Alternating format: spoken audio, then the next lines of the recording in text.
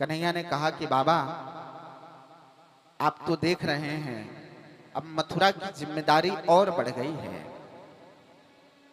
बाबा, मैं बहुत जल्द इस कार्य को संपन्न करके और मैं वापस आ जाऊंगा, आप वापस जाइए। बाबा नंद के आंखों में अश्रु आ गए कि कन्हैया मेरे साथ वापस नहीं आएगा। कन्हैया वापस नहीं आएगा तो मैं यशोदा से क्या कहूंगा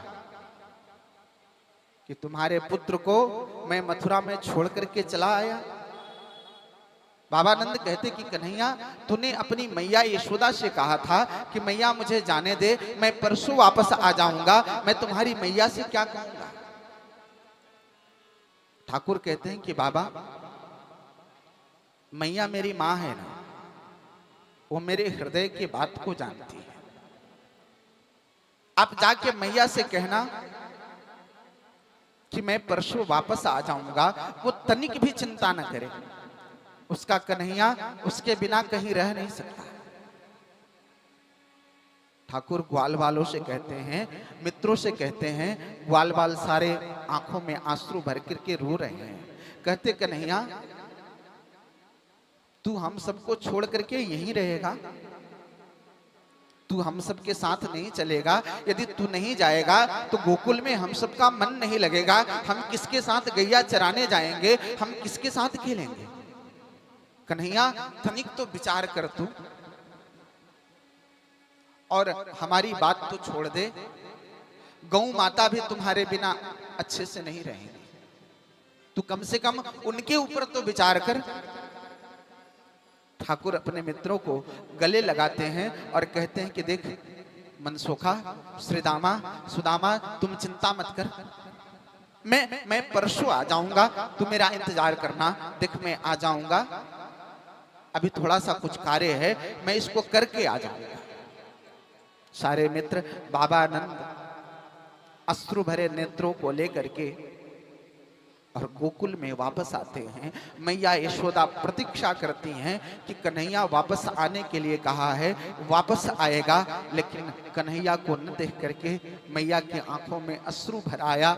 मैया अचेत अवस्था में पड़ गई कि मेरा कन्हैया मुझसे दूर चला गया, अब कन्हैया मेरा आएगा नहीं। कन्हैया के जाने के बाद सारे गोकुल में सन्नाटा पसर गया है। गौओं ने घास छोड़ दिया, गौएं नहीं खाती हैं। सायंकाल होता है तो गौएं प्रतीक्षा करती हैं कि मेरा गोपाल जरूर वापस लौट के आएगा।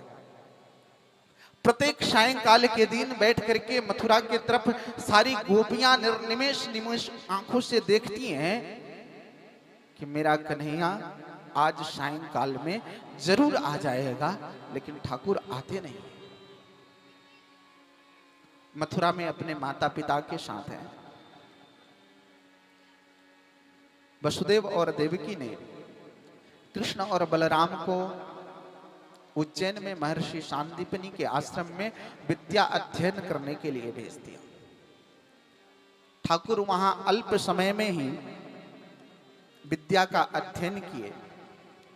वहीं पर उनका एक मित्र था सुदामा, जो ठाकुर से अनन्य प्रेम करता था। ठाकुर अल्प समय में विद्या प्राप्त करके अपने गुरु माता को प्रणाम करते हैं। कहते हैं कि माता, आप मुझे आदेश करो, मैं आपकी क्या सेवा करूं। माता ने कहा कि कृष्ण, यदि तुम मुझे कुछ देना चाहते हो तो मेरा एक पुत्र था, वो समुद्र में गया स्नान करने के लिए, वापस नहीं आया। यदि तुम ला सकते हो तो मेरे पुत्र को ला दो। भगवान यमलोक में जाते हैं और जाकर के अपने गुरुपुत्र को ला करके अपनी गुरु माँ को वापस देते हैं। गुरु माता ने आशीर्वाद दिया है। भगवान अपनी गुरु माता का, अपने गुरु का आशीर्वाद लेकर के और वापस मथुरा में आ गए। मथुरा के राजभवन में मैया देवकी के साथ कृष्ण और बलराम रह रहे हैं। भगवान के मथुरा में एक परम सखा है जिसका नाम उद्धव है।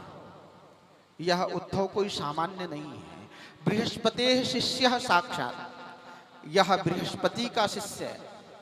उद्धवो बुद्धि सत्तमा। उद्धव जी बहुत बड़े विद्वान हैं और कृष्ण के परम सखा है।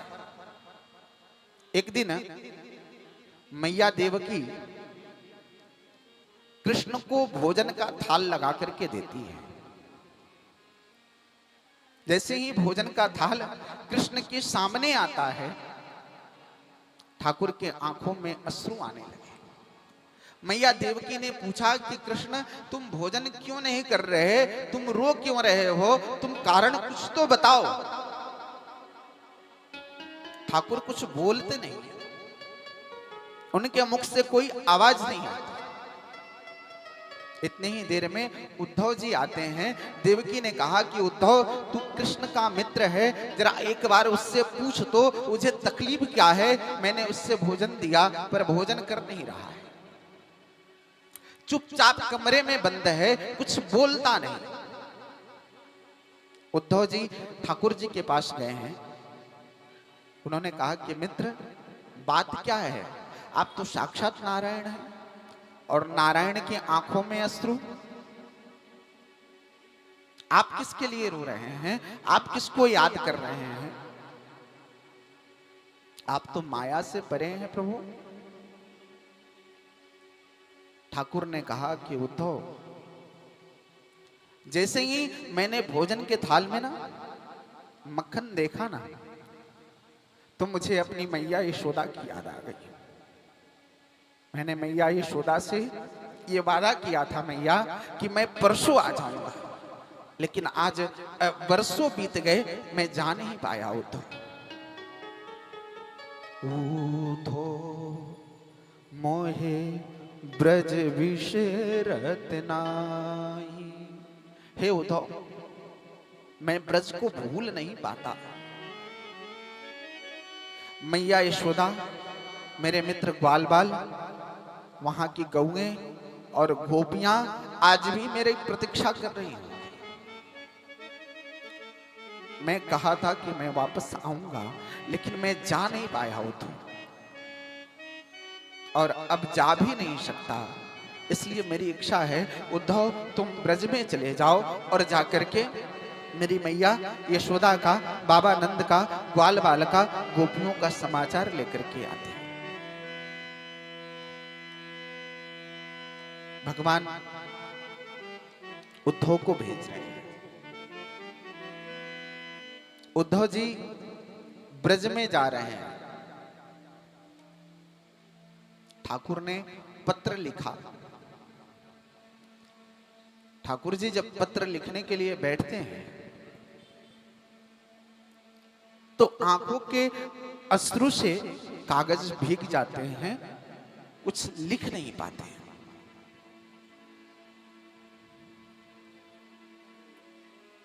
ऐसे ही कागज को मोड़ करके और ठाकुर ने उद्धव के हाथ में दे दिया।